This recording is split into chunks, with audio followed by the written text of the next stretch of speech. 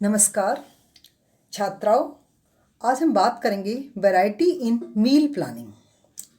आपने मेरी पिछले वीडियो में देखा था कि हमने बात की थी मील प्लानिंग क्या होती है, मील प्लानिंग करते समय किन किन बातों को ध्यान में रखते हैं और इसका क्या महत्व है। उसी में एक शब्द आया था वैरायटी यानी भिन्नता, कि जब भी हम मेन्यू प्लानिंग करें या मील प्लानिंग करें तो हमें भिन्नता का भी प्रयोग करना चाहिए।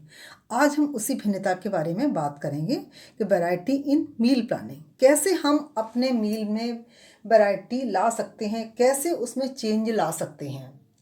क्योंकि हमारे पास वही सब्जियां होती, मैंने पहले ही बताया था, वही फल होते हैं जो मौसम के अनुसार चलते हैं और हम अपने बजट के अकॉर्डिंग भी उन्हीं चीज़ों को लाना पसंद करते हैं जो हमारे मार्केट में अवेलेबल होते हैं। लेकिन फिर भी हम उनमें कुछ चेंज ला सकते हैं। कैसे चेंज ला सकते हैं जिससे हमारी प्लानिंग है बहुत ज़्यादा अच्छी हो जाए और घर के सभी सदस्यों को रुचिकर लगे। इसमें भिन्नता लाने के लिए सबसे पहले है मेन्यू में भिन्नता। मेन्यू मीन्स जब भी हम कोई प्लानिंग करते हैं तो पहले अपना एक माइंड में मेन्यू बना के चलते हैं कि हम कल क्या बनाएंगे, कल सुबह नाश्ते में क्या बनेगा, दोपहर को नाश्ते में क्या बनेगा, रात के खाने में क्या बनेगा। सभी गृहिणी या सभी जो एक अच्छी कार्यकर्ता होती हैं, जो प्लानर होती हैं, वो अपने माइंड में ये लेकर चलती हैं। अगर वो सर्विस पे जाती हैं तब भी और घर में रहती हैं तब भी पूरे वीक का एक प्लान करके चलती हैं। हम किसी इंस्टीट्यूट में प्लान करते हैं तो भी एक पूरे वीक का प्लान करके चलते हैं, घर में होते हैं तो भी एक वीक का प्लान करके चलते हैं कि संडे को सुबह हमारे नाश्ते में क्या बनेगा, मंडे को क्या बनेगा, ट्यूसडे को क्या बनेगा, इसी तरीके से लंच में क्या होगा। क्योंकि हमें सभी फूड ग्रुप्स को लेके साथ में चलना है। अगर हम प्लान करके नहीं चलते हैं तो भोजन में बार बार रिपीटेशन हो जाएगा और रिपीट होने से हमारे टेस्ट में भी फर्क पड़ेगा। हमें वही खाना बार बार खाने को मिलेगा तो हम उससे बोर हो जाएंगे। तो ऐसा नहीं है कि हम कई हर बार लिखते हों, आपकी मम्मी कभी लिखती नहीं होंगी, लेकिन उनके माइंड में एक प्लान चलता है। कैसे कि मान लो अगर हम नॉन वेज लेते हैं तो मॉर्निंग में हमने एग दे दिया, अगर नॉन वेज नहीं लेते हैं तो मॉर्निंग में हमने पराठा रख लिया एक दिन, अगले दिन हमने उत्पम रख दिया, एक दिन हमने अंकुरित कोई सामान रख दिया, इसके बाद इडली सांभर रख दिया। यानी पूरे वीक का एक मॉर्निंग का प्लान, ब्रेकफास्ट में हमें क्या देना है। इसी प्रकार से लंच में दालों को रिपीट नहीं करते हैं। सारी दालें हमारे किचन में हैं कि हमने मंडे को मान लो हमको राजमा चावल बनाना है, ट्यूसडे को कोई हमने मूंग की दाल, वेडनेसडे को हमने अरहर की दाल चावल। इस तरीके से एक प्लान चलता है, पूरे दिन का प्लान है, पूरे दिन का प्लान और पूरे वीक का प्लान बना के चलते हैं। इस तरीके से हम अपने भोजन में भिन्न जो मेन्यू में भिन्नता होती है वो ले आते हैं। दूसरा होता है भोज्य पदार्थों को पकाने में भिन्नता, कि भोज्य पदार्थों को विभिन्न विधियों द्वारा पका करके भी आहार में भिन्नता लाई जा सकती है। जैसे सपोज घर में एक ही सब्जी है, मान लो आलू है और हमें आलू ही बनाना है, 2 दिन हम नहीं मार्केट जा सकते हैं, तो किसी दिन क्या करते हैं तरी वाला आलू बना लेते हैं और एक दिन हम उसको सूखा बना देते हैं या हम उसको दम आलू में कन्वर्ट कर देते हैं। माने एक ही चीज़ की विभिन्न वैरायटी बना देना। पालक है, अब जो बच्चे नहीं खाते हैं, मूंग की दाल है, उसके मूंग की दाल का चीला बना के भी हम बच्चों को खिला देते हैं, मूंग की दाल की मगौड़ी बना के भी उसको बच्चों को सर्व कर देते हैं, या मूंग की दाल को पराठे में या कचौड़ी बना के भी बच्चों को दे सकते हैं। यानी जो बच्चे इन चीज़ों को नहीं खाते हैं उनको भी हम उन्हें खिला देते हैं और थोड़ा सा उनमें हम पकाने की विधियों में भी परिवर्तन ले आते हैं। कुछ चीज़ें हम डीप फ्राई करके बनाते हैं और कुछ चीज़ें हम सैलो फ्राई करके बनाते हैं, कुछ उन्हीं चीज़ों को हम रोस्टेड करके बना देते हैं, या कुछ इडली सांभर है जिन्हें हम स्टीम द्वारा पकाते हैं तो उनका हमारा पौष्टिक मूल्य भी बना रहता है और उनका परिवर्तन, उसके पकाने की विधियों में परिवर्तन हो जाता है। दूसरा, बच्चे को या घर वालों को हर बार लगता है कि हमें एक नई चीज़ खाने को मिली है।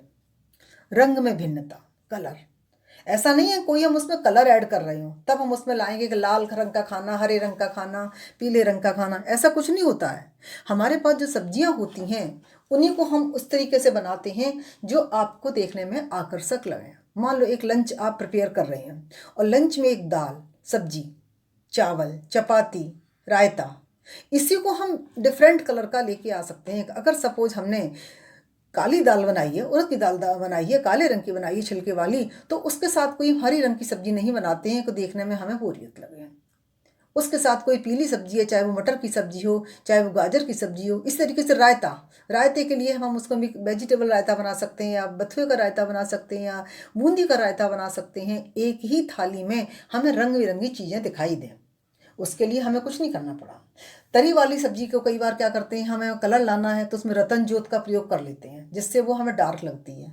कोई सब्जी बिल्कुल हमें ग्रीन लानी है तो उसमें कोई कलर यूज़ नहीं करते हैं, नेचुरल कलर की उसको रहने देते हैं। तो एक ही थाली में विभिन्न रंग दिखाई देते हैं। कई बार आपने देखा होगा, आप कहीं खाने पे गए या आपने खाना बनाया और घर में वही सब्जियाँ, हमारे घर में आज बथुआ था, आज हमारे घर में पालक था या मेथी थी, हम उसको कैसे बनाएं।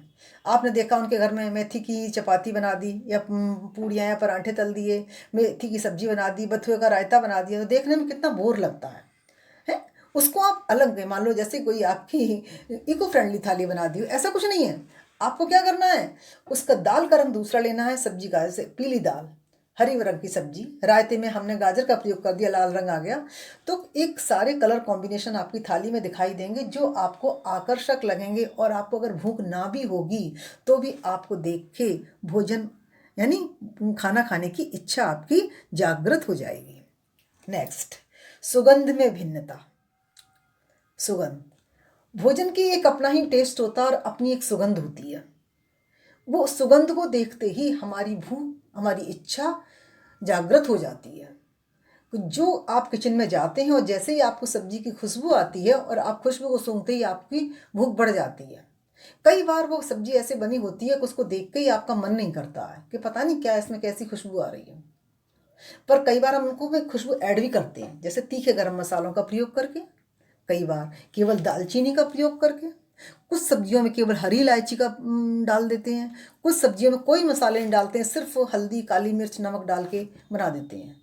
इससे क्या होता है कि अगर थाली में 2 या 3 सब्जियां हैं, एक सब्जी तीखे खुशबू वाली है और दूसरी सब्जी में कोई सुगंध नहीं है, तो बैलेंस बना रहता है। क्योंकि हमें प्लानिंग जो करनी है वो अपने परिवार के सभी सदस्यों को ध्यान में रख के करनी है। वो चाहे घर की प्लानिंग हो, चाहे इंस्टीट्यूट की प्लानिंग हो। अगर किसी इंस्टीट्यूट की प्लानिंग कर रहे हैं तो वहाँ भी आपको हर बच्चे का टेस्ट नहीं पता होता है, लेकिन हर बच्चे को टेस्ट को ध्यान में रखते ही आपको प्लानिंग करनी होती है। तो कुछ सब्जियाँ ऐसी बनाएंगे जिनमें नेचुरल यानी प्राकृतिक सुगंध होती है, कुछ सब्जियों में हम सुगंध ऐड करके बनाते हैं। वो मसालों का प्रयोग ज़्यादा मात्रा में कर लेते हैं, ज़्यादा इलायची का प्रयोग करके बनाते हैं, या कभी कभी ऐसा होता है बिल्कुल सिंपल खाने का उनका, देसी घी सब्जी को छौंक दिया। एक तेल में या रिफाइंड में बनाते हैं और एक देसी घी में, दोनों में डिफरेंस होता है, दोनों की खुशबू में डिफरेंस होता है, दोनों के टेस्ट अलग हो जाते हैं और दोनों ही अपनी जगह अच्छी भी लगती हैं। नेक्स्ट, भोज्य पदार्थों की बनावट में भिन्नता। टेक्सचर, बनावट कैसे होगी। कुछ चीज़ें बहुत ही हम कुरकुरी बना लेते हैं, हार्ड बनाते हैं, और कुछ चीज़ें बहुत सॉफ्ट बनाते हैं खाने में। क्योंकि सारी चीज़ें अगर एक जैसी होंगी तो क्या होगा, हमारा टेस्ट एक जैसा हो जाएगा। खास तौर से हम कोई पार्टी ऑर्गेनाइज कर रहे होते हैं, पार्टी में देखते हैं बहुत सॉफ्ट चीज़ें हैं, जैसे चॉकलेट है, केक है, आइसक्रीम है, सॉफ्ट चीज़ें हमने बना दी हैं। कुछ ड्रिंक्स एक जैसे ले लिए हमने, शरबत है या कोल्ड ड्रिंक है, ये हमने ड्रिंक ले लिए, पर कुछ चीज़ें हार्ड लेते हैं, कुछ क्रिस्पी चीज़ों को भी लेते हैं। कुछ चीज़ें ड्राई, जब हम डीप फ्राई करते हैं तो उनमें करारापन आ जाता है। कुछ चीज़ें बहुत सॉफ्ट, जैसे इडली है बहुत सॉफ्ट रहती है, ऐसी चीज़ों को भी हम अपने प्रयोग में लेके आते हैं। इडली है, दलिया है या उत्पम है, इनको क्या है, ये सॉफ्ट चीज़ें हैं, तो इनको भी अपने हम थाली में रखते हैं। और कुछ चीज़ें बहुत ही हार्ड होती हैं, थोड़ी और ज़्यादा क्रिस्पी होती हैं, कुरकुरी होते हैं, उनको भी हम प्रयोग में लेते हैं। और ऐसा ही हमें प्लानिंग करते समय ध्यान में रखना चाहिए कि आहार में ठोस, तरल, मुलायम, सख्त, कुरकुरे सभी प्रकार के व्यंजनों का प्रयोग करना चाहिए। भोज्य पदार्थों के आकार में भिन्नता। अलग अलग भोज्य पदार्थ होते हैं, भिन्न भिन्न आकार और प्रकार में बनाए जा सकते हैं। जैसे आप छोटा बच्चा, मान लो आपके घर में कोई बच्चा खाना नहीं खा रहा है, वही नहीं पराठा मैं नहीं खाऊंगा, लेकिन भाई आप उसकी शेप चेंज कर देते हैं, आप उसको ट्राइंगल के शेप में बना देते हैं, आप उसको स्क्वायर के शेप में बना देते हैं और बच्चे को बताते हैं लो खाओ, आज देखो नई शेप में बनाया, नए प्रकार का पराठा है।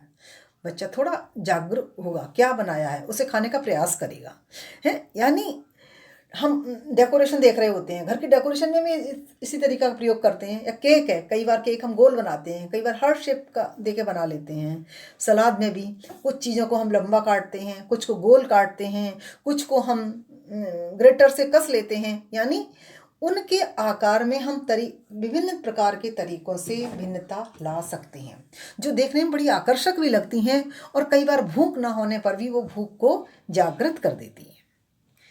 आहार में हल्के तथा भारी व्यंजनों का उपयोग करके। नेक्स्ट, अपने भोजन में हल्के और भारी व्यंजनों का उपयोग करके भी भिन्नता लाई जा सकती है। कैसे होता है? कुछ भोज्य पदार्थ बहुत हैवी लेते हैं, बहुत चीनी वाले लेते हैं, या बहुत ही ऑयली भोज्य पदार्थ लेते हैं, जैसे समोसा है, कटलेट है, पूड़ी है, कचौड़ी हैं। कुछ बहुत ज़्यादा मीठे होते हैं, जैसे रसगुल्ला है, हलवा है, ये मीठे पदार्थ हैं। और कुछ भोज्य पदार्थ बहुत ही हल्के होते हैं, जैसे सूप है, उबला चावल है, सफ़ेद रसगुल्ला है, इडली है, उत्पम है। यानी ये सारे भोज्य पदार्थ क्या हैं? या तो फैटलेस हैं, या शुगरलेस हैं, या बहुत ही मतलब हमारे जिनके दांत नहीं है वो भी उनको खा लेते हैं। तो हम दोनों प्रकार के भोज्य पदार्थों को अपने प्लान में शामिल करते हैं, क्योंकि हर व्यक्ति के अनुसार हम एक ही समय में हर व्यक्ति के टेस्ट के अकॉर्डिंग हमें खाना का प्लान करना है। ऐसा नहीं है कि हमें एक ही व्यक्ति के लिए प्लान करना है कि मैं अकेली हूँ, मेरे अकेले का मेरा क्या टेस्ट है, मैं कैसा भोज्य पदार्थ खाती हूँ, मुझे सॉफ्ट चाहिए, मुझे ड्राई चाहिए, मुझे कैसी खुशबू पसंद है, मुझे कैसा कलर पसंद है, मुझे अपने के लिए नहीं करना है। जब भी प्लान करना है, एक पूरे परिवार के लिए प्लान करना है, और पूरे परिवार के हर व्यक्ति के एज ग्रुप को ध्यान में रखना है, उसके टेस्ट को ध्यान में रखना है, उसकी रुचियों को ध्यान में रखना है, उसके समय को भी ध्यान में रखना है।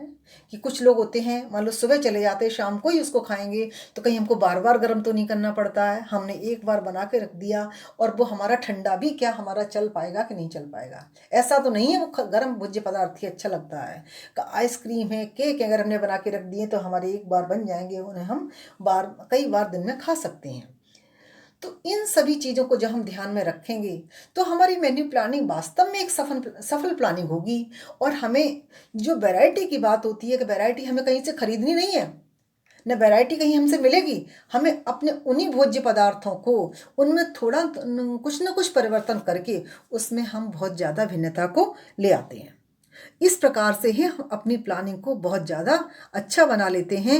और तभी मैंने पिछले वीडियो में भी कहा था कि प्लानिंग करना एक कला है, कला नहीं, विज्ञान भी है और कला भी है, कि आप उसको कलात्मक ढंग से कैसे पेश कर सकते हैं, ये आपके ऊपर निर्भर करता है।